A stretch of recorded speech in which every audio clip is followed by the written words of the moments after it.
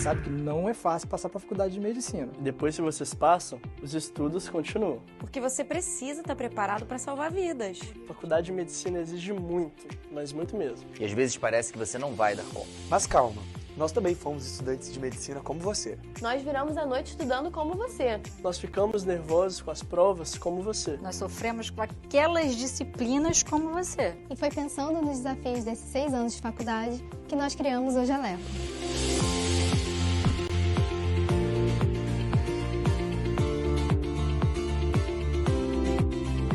Companheiro ideal para os seus estudos. Com o Jaleco, você tem acesso a mais de 6.000 videoaulas. São 13.000 questões comentadas. Vários e-books, simulado personalizado e conteúdo novo todas as semanas. Com os profissionais mais renomados da medicina. E com a didática certa que vai te ajudar. E o melhor, hein? Você pode acessar tudo isso via site. Ou pelo aplicativo do seu celular. Só no Jaleco tem conteúdos que vão além da faculdade de medicina. Aulas de oratória, empreendedorismo, carreira, inglês para médicos e muito mais. Muito além de te ajudar na faculdade. Nós estamos aqui para te ajudar a ser o profissional que você sempre sonhou. Vem pro Jaleco! Olá, meu nome é Beatriz Herbst Sandai, sou vice-coordenadora executiva da Liga Acadêmica de Saúde Materna e Infantil. Venho dar as boas-vindas ao nosso primeiro dia de palestras na Semana Novembro Roxo. Nossa primeira palestrante será a Fernanda Fernandes Fagundes. Ela irá apresentar o tema Contextualização e Prematuridade. Ela é graduada em Medicina pelo Centro Universitário de Volta Redonda. Fez residência médica em pediatria pela Beneficência Portuguesa do Rio de Janeiro, estágio em pneumologia infantil na Santa Casa de São Paulo, título de especialista em pediatria pela Sociedade Brasileira de Pediatria e Associação Médica Brasileira, tem pós-graduação Lato Sensu em Medicina do Trabalho pela Universidade de São Francisco. Atualmente é chefe de pediatria do Hospital de Guarnição de Alegrete, no Rio Grande do Sul, além de exercer o papel na área de docência na Universidade Federal do Pampa. Ela é coordenadora também da Liga Acadêmica de Pediatria, a LAPED. A todos um bom evento. Olá, bom dia pessoal, tudo bem? Gostaria de agradecer a LASME por esse convite e essa oportunidade, de participar novamente desse encontro com vocês. O tema escolhido foi a prematuridade. Ele é um tema muito relevante. Todos nós sabemos que o mês de novembro ele é chamado mês de novembro roxo, que ele é um mês internacional de sensibilização para a prematuridade. Dentro dos nossos objetivos, o que eu quero que vocês vejam, conheçam um pouco da classificação do recém-nascido pré-termo, conhecer a epidemiologia internacional e nacional, conhecer os principais distúrbios metabólicos do recém-nascido pré-termo e conhecer as principais doenças respiratórias que acometem o recém-nascido pré-termo. Então, vamos ver agora a classificação dos recém-nascidos pré-termo. A definição de recém-nascido pré-termo, o que é? É o recém-nascido menor do que 37 semanas de gestação ao nascer.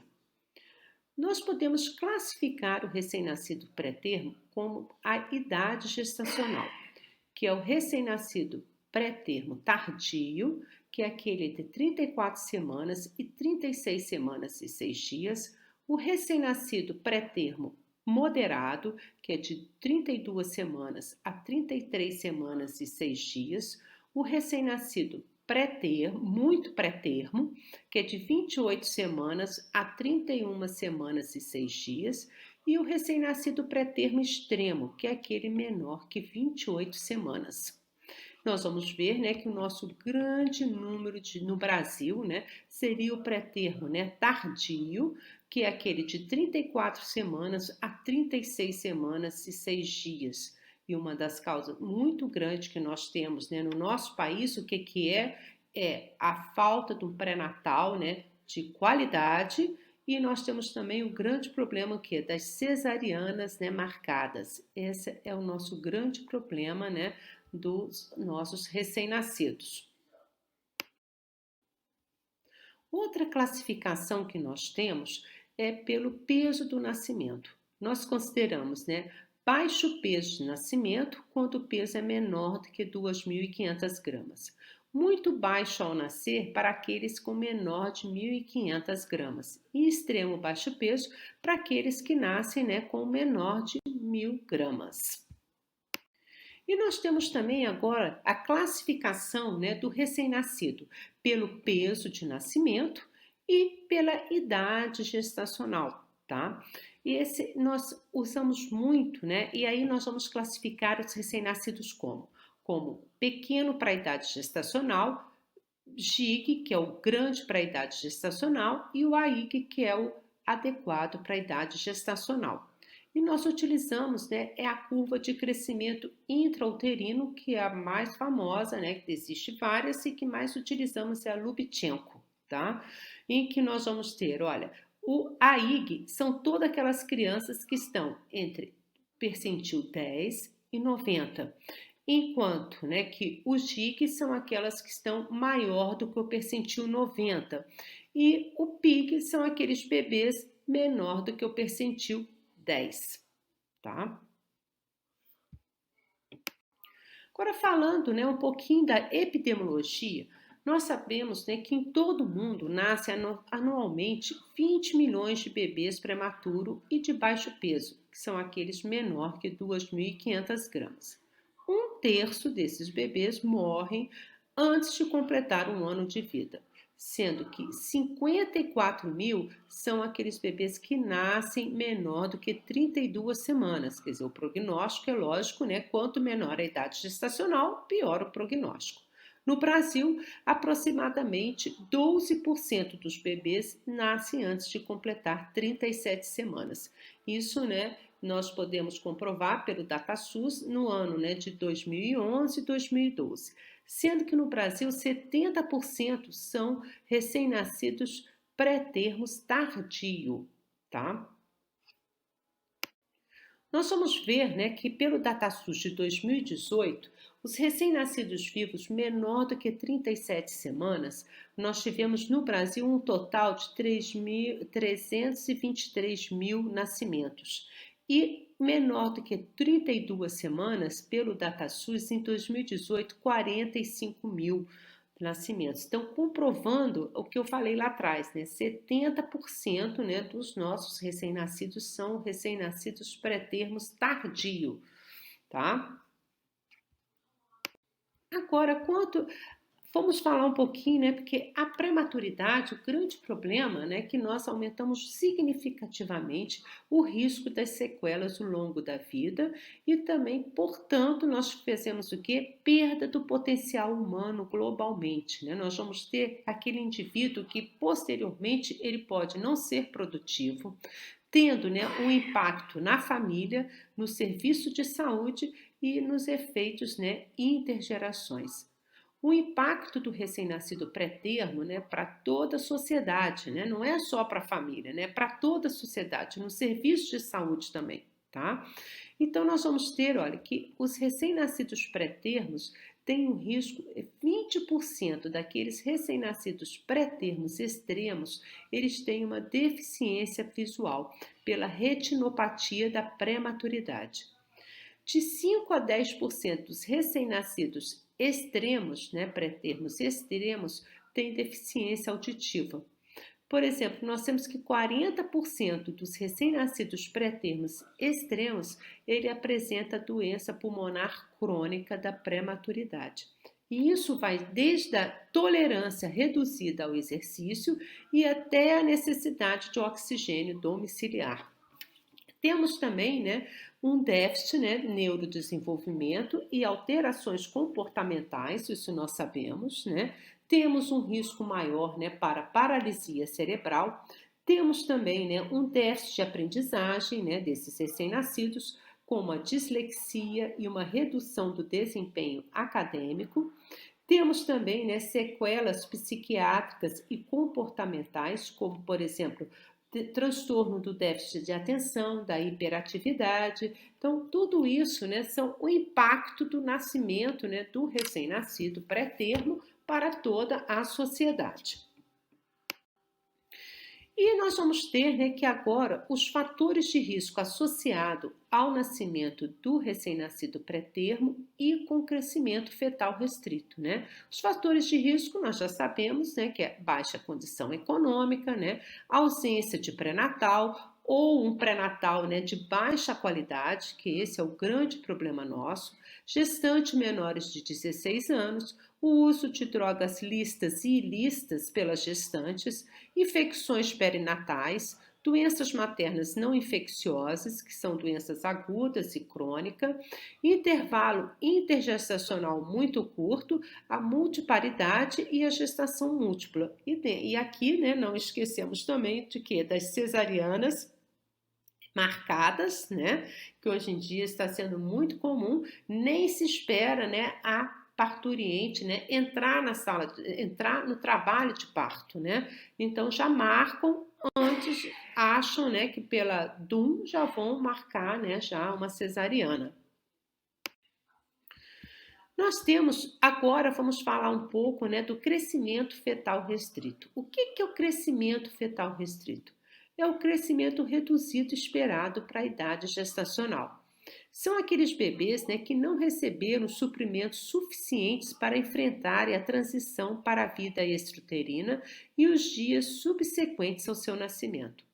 São aqueles bebês que não estão prontos ainda para nascer, né, em razão de quê? De um menor tempo para crescimento e maturação gestacional. Ocorre em 20% dos recém-nascidos pré-termos tardios. E esta associação entre um recém-nascido pré-termo tardio com um crescimento fetal restrito, ele aumenta muito, né, a incidência, né, os riscos, né, de complicações para esses recém-nascidos. E agora vamos já começar a falar mesmo, né, das alterações, né, do recém-nascido, né, para vocês conhecerem um pouco, né, como por exemplo, olha, na parte cerebral, né, nós sabemos, né, que há uma imaturidade cerebral. Nós sabemos que no terceiro mês de gestação é o período crítico para o crescimento e desenvolvimento cerebral. Nas últimas 6 a 8 semanas, o cérebro aumenta cerca de mais que 1/3, tá? Entre 34 e 40 semanas ocorre um aumento exponencial da substância cinzenta e na mielinização da substância branca.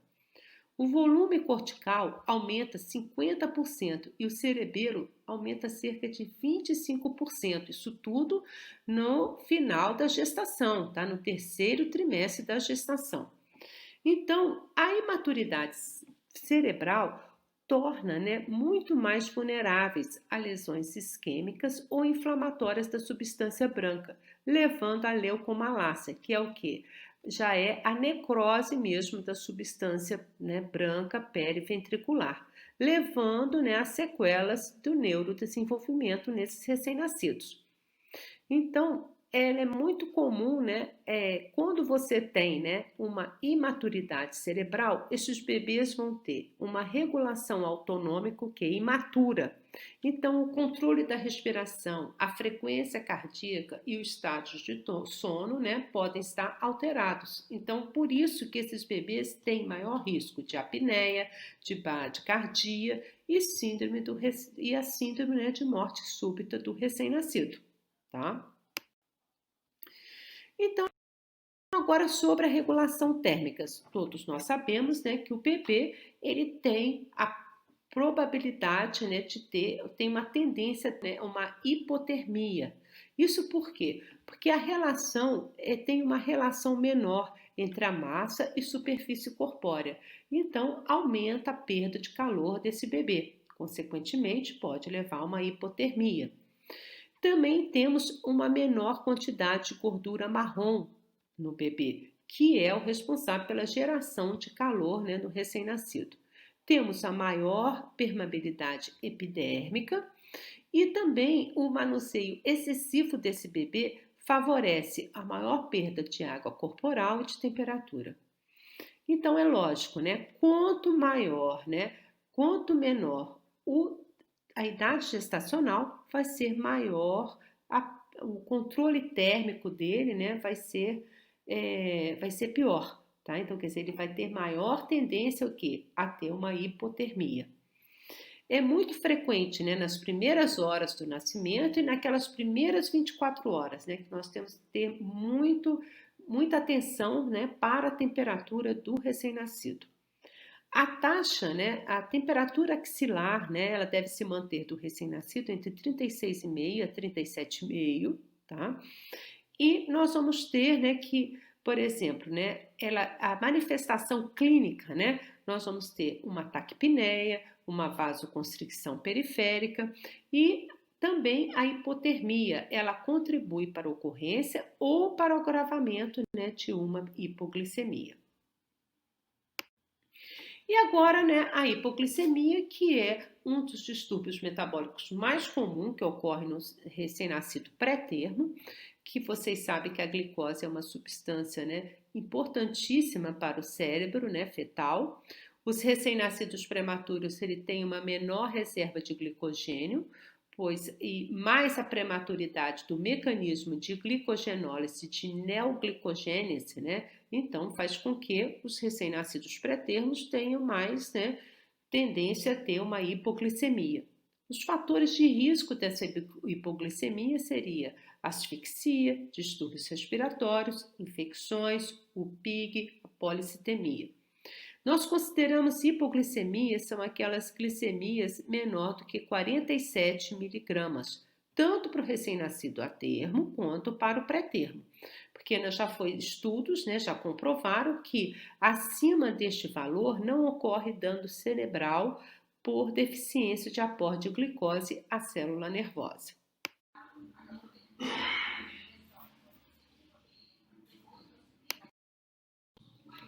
A hipocalcemia atua em vários processos do metabolismo e da estabilidade da membrana celular.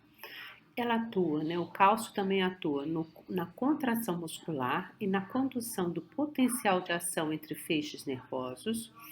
E nós temos também que o magnésio, né, o controle da sua homeostase tem relação direta, né, com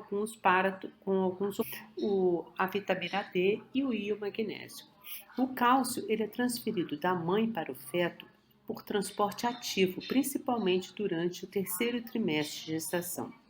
O cálcio sérico total, né, nós consideramos, né, uma hipocalcemia com o cálcio sérico menor do que 8 miligramas e o cálcio ionizável abaixo de 4,4 miligramas.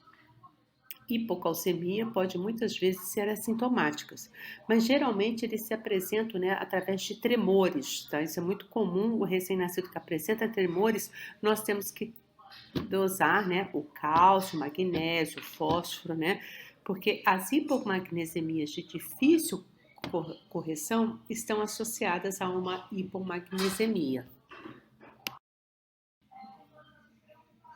Então, a hipomagnesemia ela atravessa livremente a barreira placentária e acumula-se no feto principalmente no terceiro trimestre. Vocês viram, né, que o cálcio ele já faz o transporte ativo.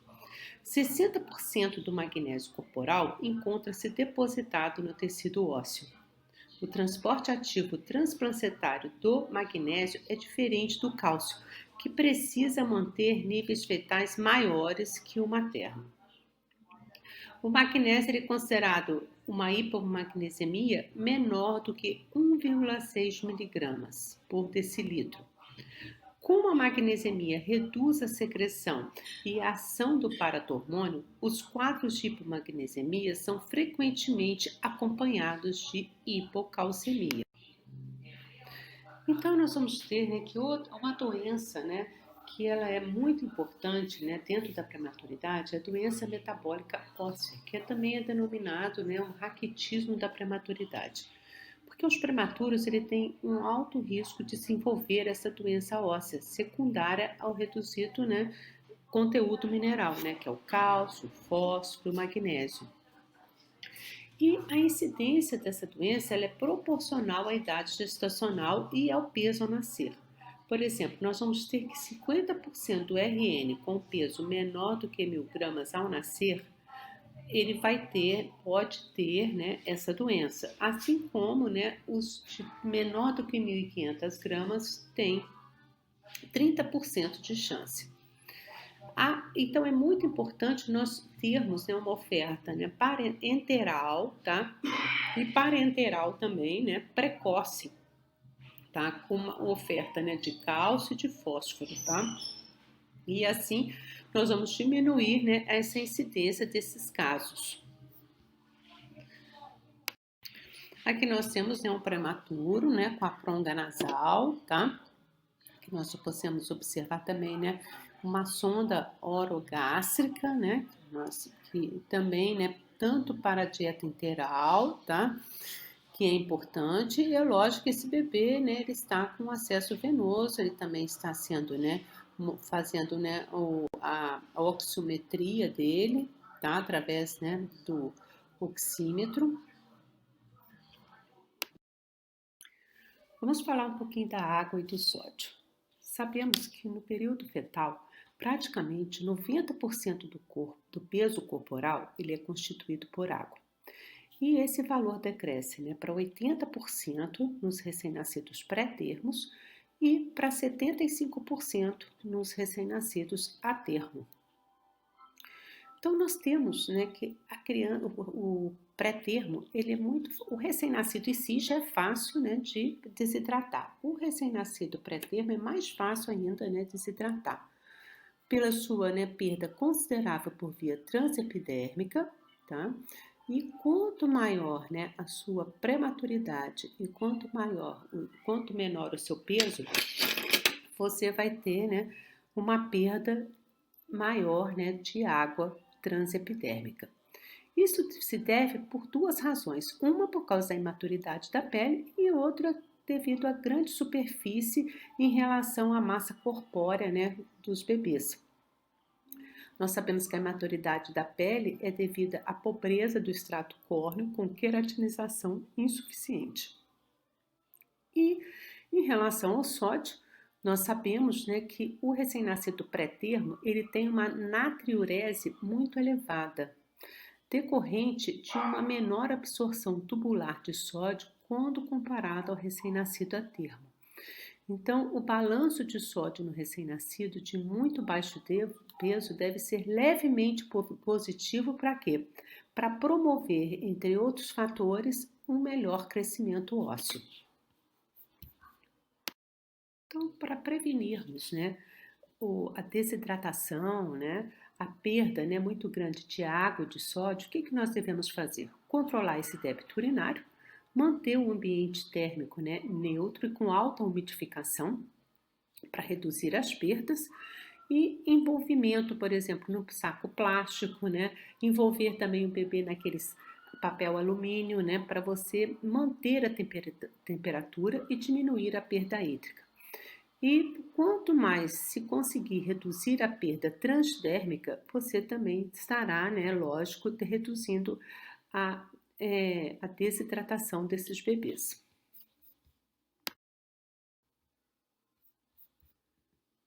E nós sabemos, né, agora vamos falar um pouquinho, né, sobre o sistema respiratório.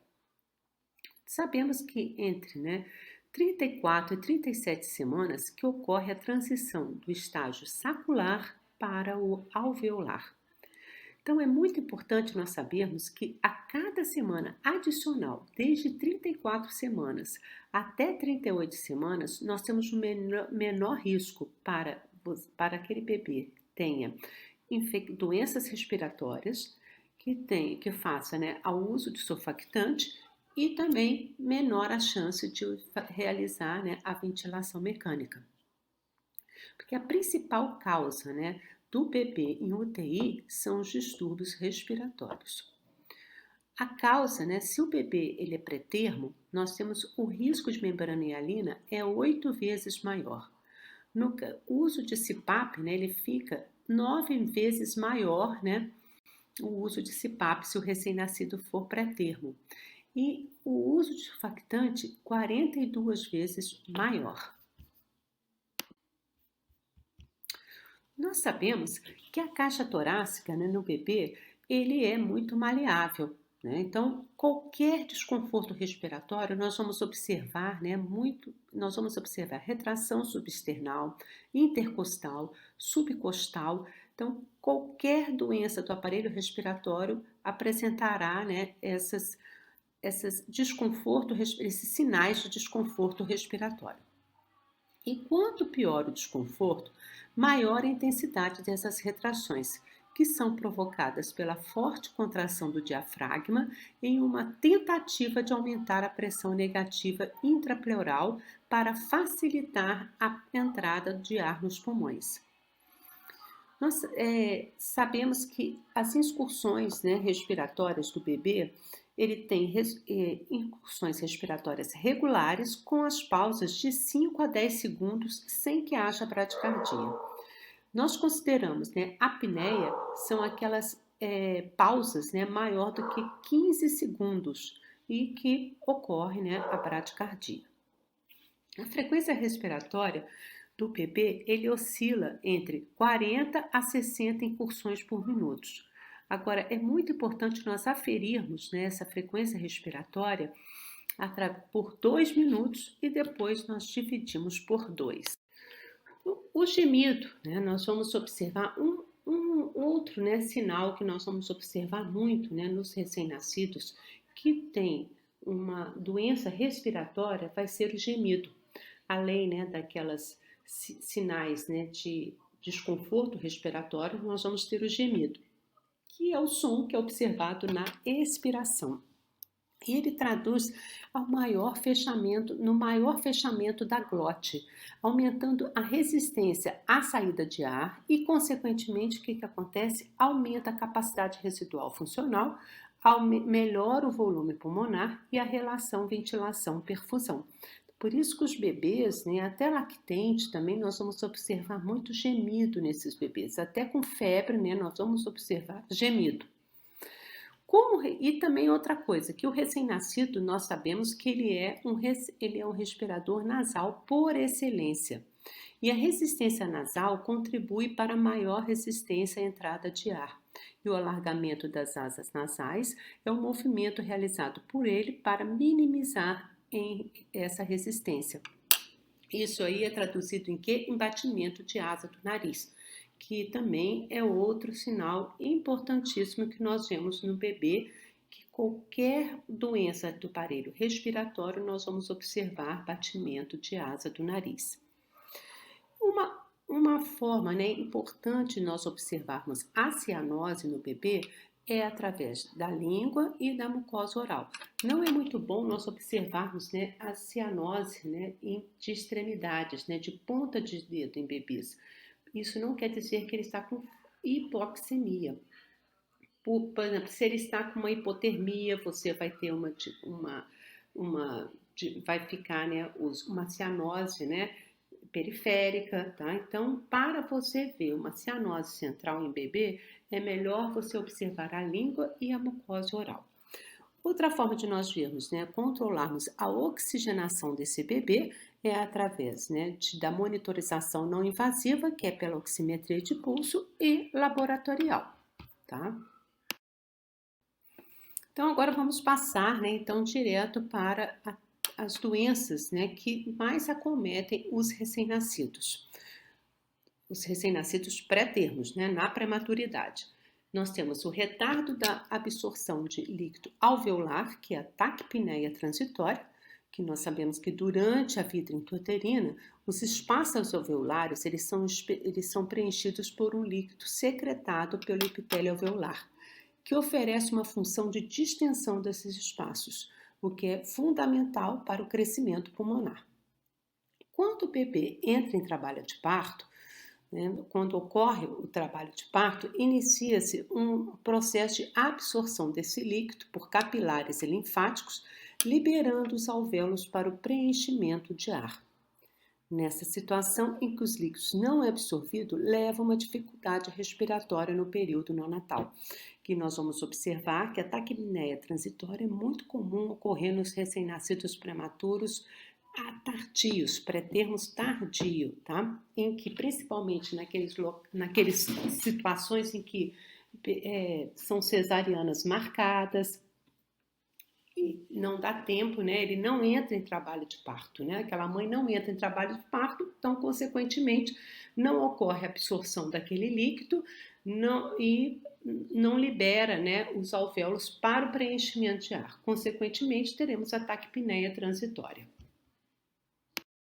A patologia que acomete muito os recém-nascidos pré-termos é a doença da membrana hialina, que é uma das maiores causas, né, de mortalidade em bebê. Nós estamos vendo aqui, né, por essa estatística, que quanto mais pré-termo o bebê, maior a mortalidade desse bebê. Por exemplo, 34 semanas, 10,5% dos recém-nascidos, né, podem apresentar, tem a chance de apresentar, né, a doença da membrana hialina. Com 35 semanas, isso já cai para 6%. E com 36 semanas, 2,8%. Então, foi aquilo que nós falamos lá atrás, né? Entre 34 e 36 semanas, cada semana que nós pudermos, né, retardar esse trabalho de parto, melhor será, né, o prognóstico desse bebê.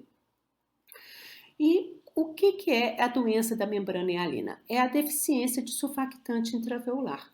Porque a deficiência do surfactante leva ao colapamento dessas estruturas, alterando a relação ventilação-perfusão e provocando uma hipoxemia.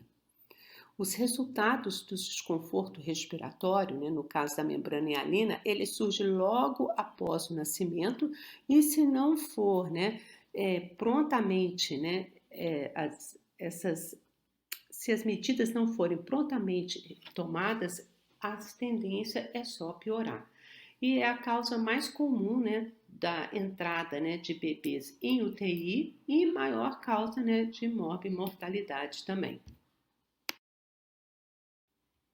Para se prevenir, né, a síndrome da membrana, síndrome de desconforto respiratório, o corticoide, né, antinatal é a principal medida preventiva para diminuir a prevalência nesses casos e após o nascimento é a utilização do surfactante exógeno por via endotraqueal e o estabelecimento de suporte respiratório com pressão positiva contínua nas vias aéreas, que pode ser por pronga nasal ou por intubação traqueal, que são medidas fundamentais no tratamento.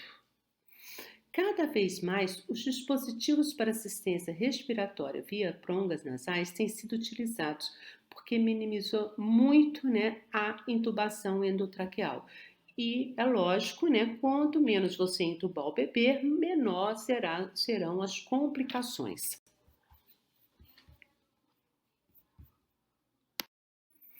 Aqui temos uma outra foto também, né? Nós mostramos, né, a pronga nasal, tá vendo? Com a ventilação pulmonar positiva, que é muito importante em bebê, né? Que tem que ter.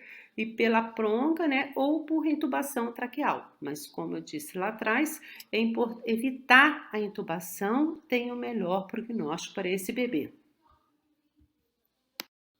Outra patologia é que nós vamos ter, né, a doença pulmonar crônica, que é a displasia broncopulmonar.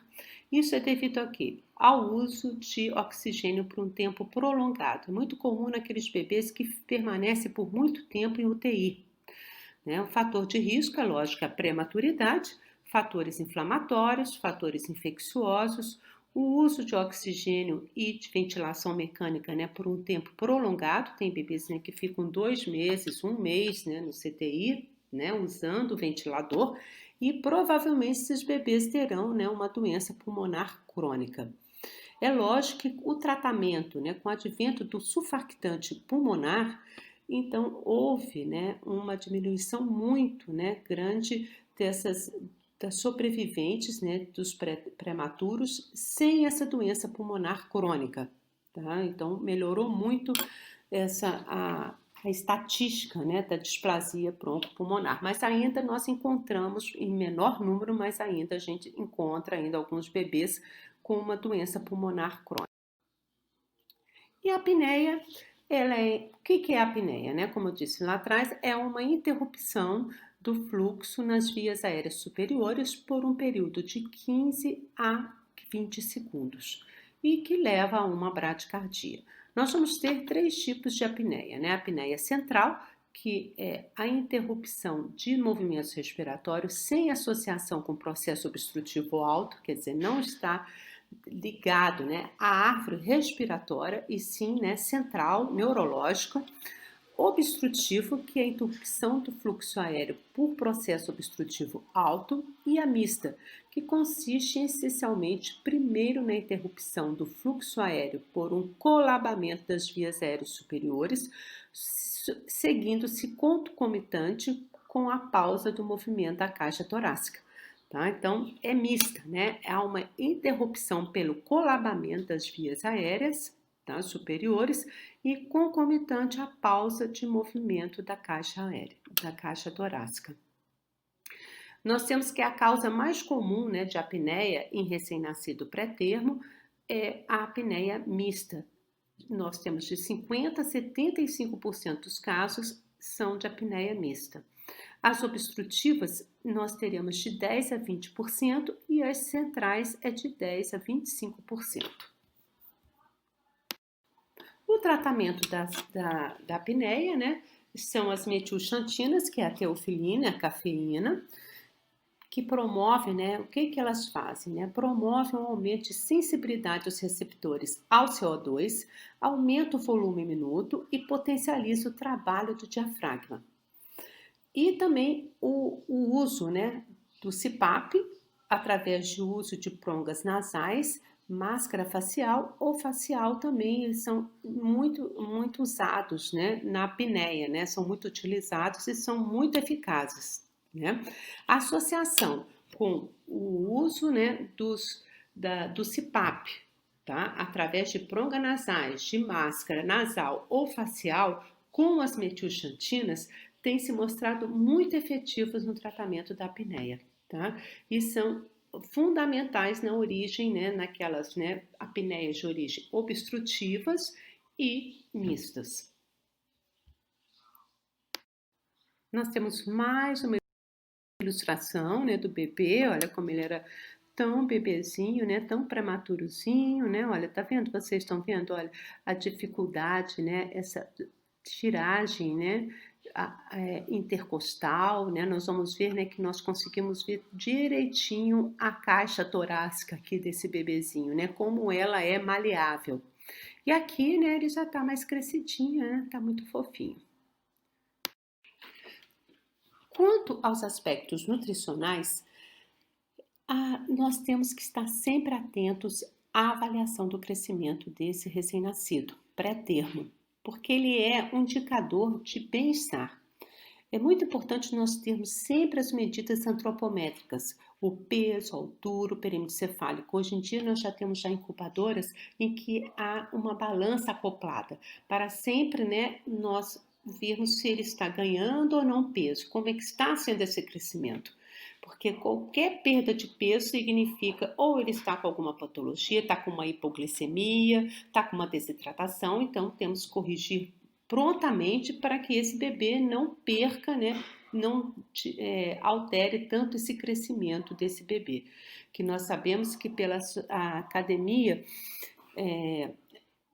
Americana de Pediatria, já se sabe que o recém-nascido pré-termo, ele deve ter o mesmo crescimento e composição corporal dos fetos normais da mesma idade gestacional, tá? Então, é muito importante nós termos, né, a recuperação, o período de recuperação nutricional, que é chamado catch-up, né, com crescimento acelerado, isso é muito importante.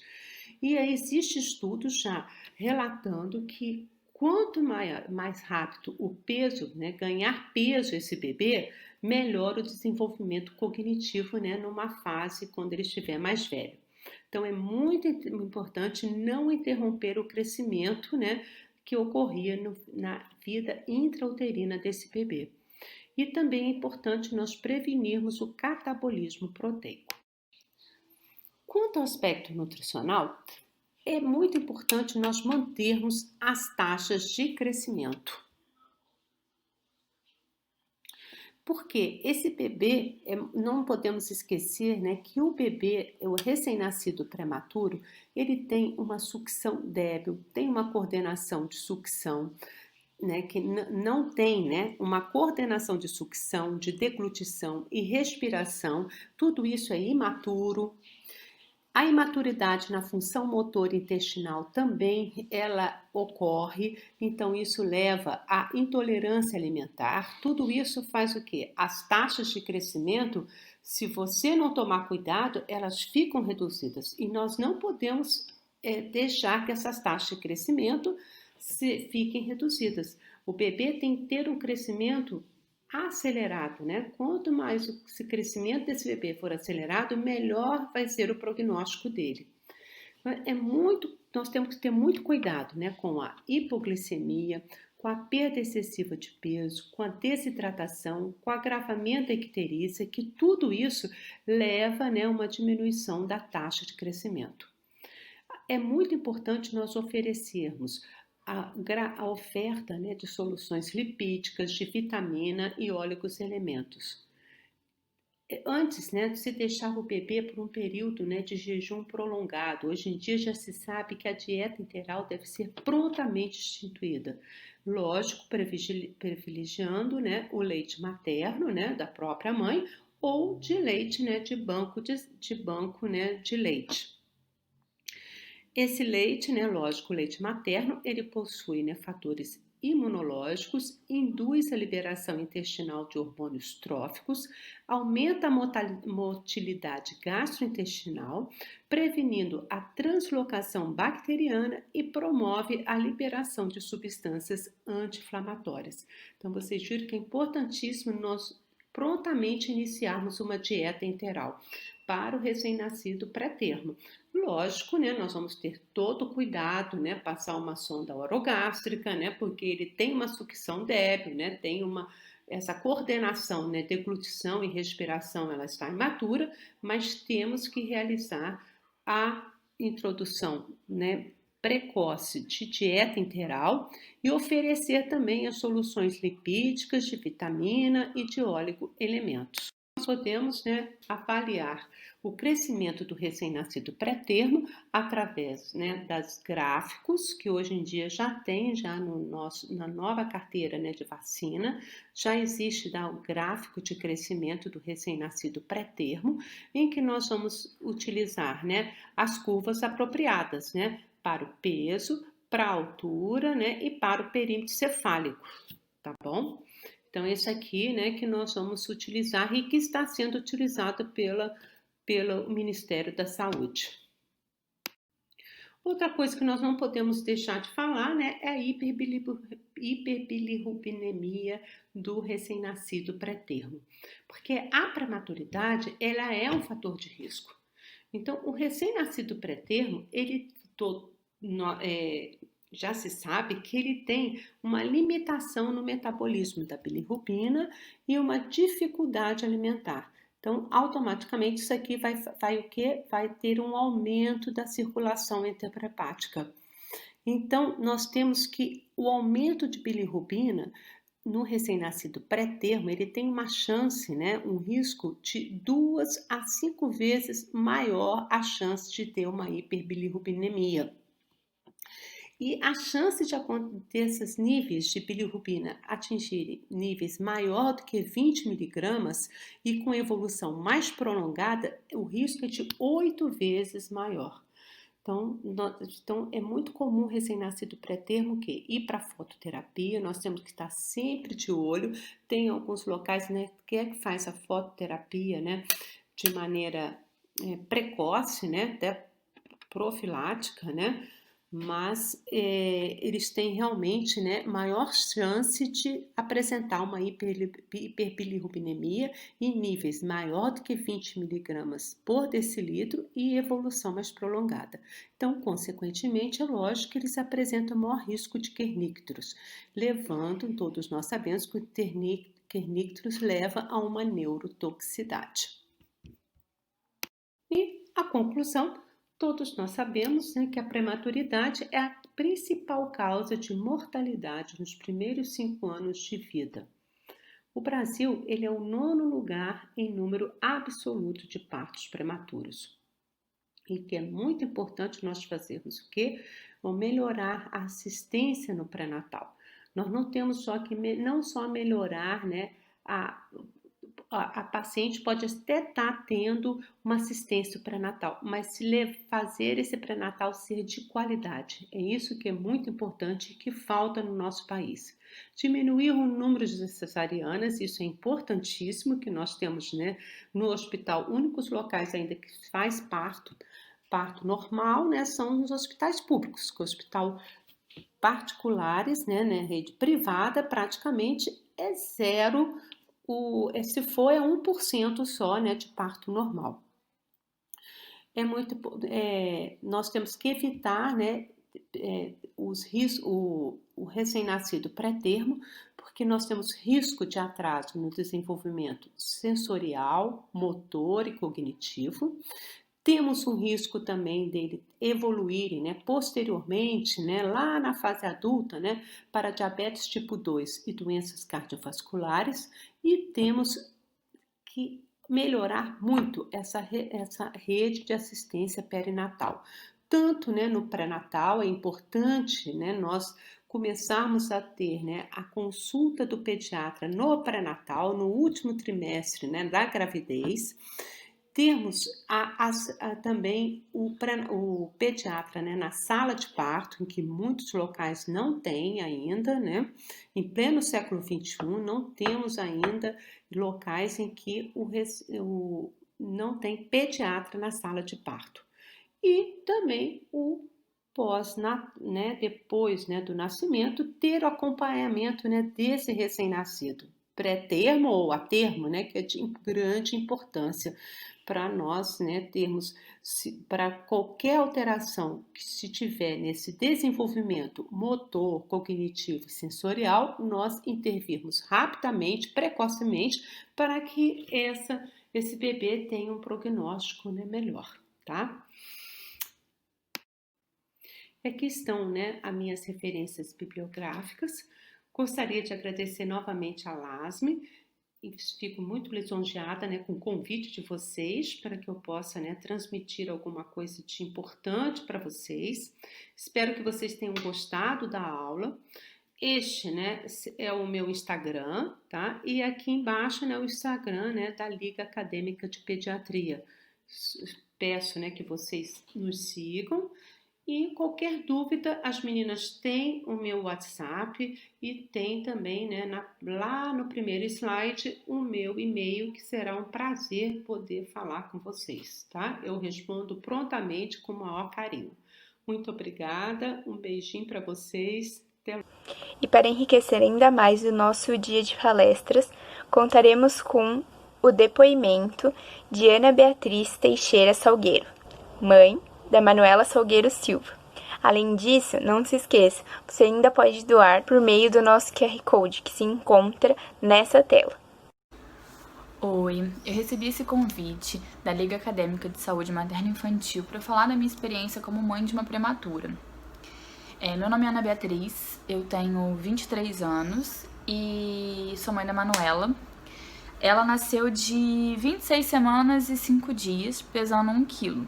Eu tive uma deficiência placentária aguda, que resultou em sangramento, né, e contrações. E foi tudo, assim, muito rápido. No final de novembro que eu comecei com esses sangramentos, sem muita explicação na época, porque todas as minhas ultrassons estavam tudo normal, a gente fazia e estava tudo certo. Não dava pra ver que a placenta estava dando um problema. E no dia 7 de dezembro, eu tive uma contração muito forte. E no dia 10, aí 7 eu tive, no dia 9 eu tive de novo. E eu fui pro hospital, no dia 10. E quando eu cheguei lá, eu já tava com redução de líquido e precisei ficar internada. Pra tentar ver o que eles podiam fazer. Só que no dia 13 de dezembro, que foi quando a Manu nasceu, a minha bolsa rompeu, resultando numa cesárea de emergência. Quando ela nasceu, eu não sabia muito bem o que significava ser mãe de prematuro. Eu não sabia o que era, como ia ser delicado e quais eram os cuidados, né, que iam precisar ter E eu acho que, assim, a maior dificuldade era não poder pegar ela, sabe? Assim, não poder ter ela nos meus braços assim que ela nasceu. Como ela nasceu bem, apesar da pouca idade de gestação, eu pude ver ela quando ela nasceu. Mas depois eu só podia tocar e a minha rotina acabou virando ir pro hospital. Eu acordava e ia pro hospital, eu almoçava, voltava, almoçava e ia pro hospital. Eu jantava e depois eu ia pro hospital de novo. E durante o período da tarde, depois que ela atingiu um certo peso, a gente começou a fazer o método canguru, que foi muito, muito, muito importante e significativo para a evolução da Manu, porque através do método canguru, a gente conseguiu tirar a ajuda do oxigênio que ela estava precisando. Então, foi no meu colo, em que ela sentiu o meu cheiro, o contato comigo, que ela ficou sem. A gente estava tendo muita dificuldade de conseguir tirar o oxigênio dela. Foi muito importante ir pra lá, ter esse contato. Eu acho que quem pode é muito importante para os bebês. Eu consegui acompanhar isso até com outras. O meu maior aprendizado com essa experiência foi que não adianta a gente fazer 1000 planos, se planejar, que as coisas acontecem do jeito que tem que acontecer. A minha gestação não foi uma gestação planejada. E acho que aí já começou isso, sabe? Eu não planejei, aconteceu. E aconteceu dela nascer antes do tempo. E as coisas, assim, aconteceram do jeito que tinham que acontecer. Por mais difícil que foi na época, eu tinha muito isso na minha cabeça. Eu acho que esse é a maior mensagem que eu posso deixar pra quem tá passando agora, sabe? Ter fé na equipe que tá cuidando do seu filho. E ter fé em Deus e acreditar muito nisso. As coisas acontecem do jeito que tem que acontecer. E a gente tem mais força do que a gente imagina. Passando por essa situação, eu acho que a gente aprende, a gente entende o que realmente é ter uma força, ser totalmente dedicado ao nosso filho. Eu acho que através dessa experiência você entende que você se reinventa pelo seu filho, porque a gente vê ele ali lutando e o mínimo que a gente sente é que a gente deve isso a eles. E acho que, além de ser um grande aprendizado, a mensagem que eu quero deixar, né, para as pessoas, para as famílias que estão passando. Bom, eu quero agradecer ao convite e eu espero que eu tenha conseguido passar um pouquinho, né, de como é essa experiência e que eu possa, de alguma forma, ter ajudado as famílias que estão passando por isso agora. É muito importante a gente se conscientizar do que é prematuridade, porque eu não tinha noção, eu não conhecia ninguém. E eu aprendi no momento mesmo. Eu comecei a ler e aprender sobre quando eu descobri que ela ia nascer prematura. Então, acho que essa semana é muito importante para que a gente se conscientize e saiba o que significa ter um bebê prematuro.